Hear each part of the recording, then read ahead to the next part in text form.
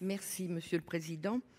Madame la ministre, à partir de 2026, la SNCF prévoit en Dordogne de fermer les gares de Condat-le-Lardin, La Coquille, Les Aisies, Terrasson et de réduire drastiquement les horaires d'ouverture des guichets à Bergerac et Saint-Astier. Ces décisions qui conduisent à remplacer les agents par des automates concerneraient aussi les gares de Sarlat, Le Buisson et la Linde.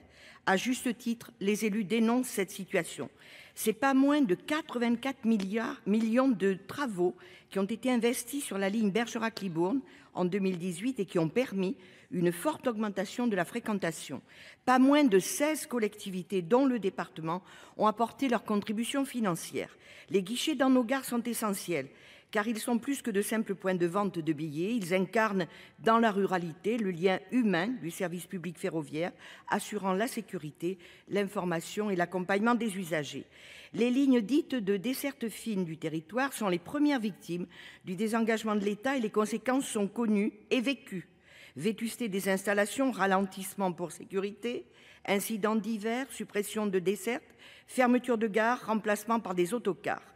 Le président de la SNCF lui-même alerte et indique que 4,5 milliards d'euros annuels sont nécessaires pendant 20 ans pour régénérer et moderniser le réseau, sauf à entraîner un recul historique du maillage ferroviaire français.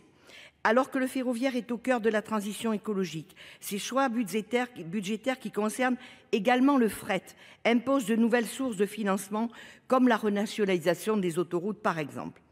Alors que nous devons réduire drastiquement nos gaz à effet de serre, le ferroviaire doit rester le socle du service de transport assurant l'égalité territoriale.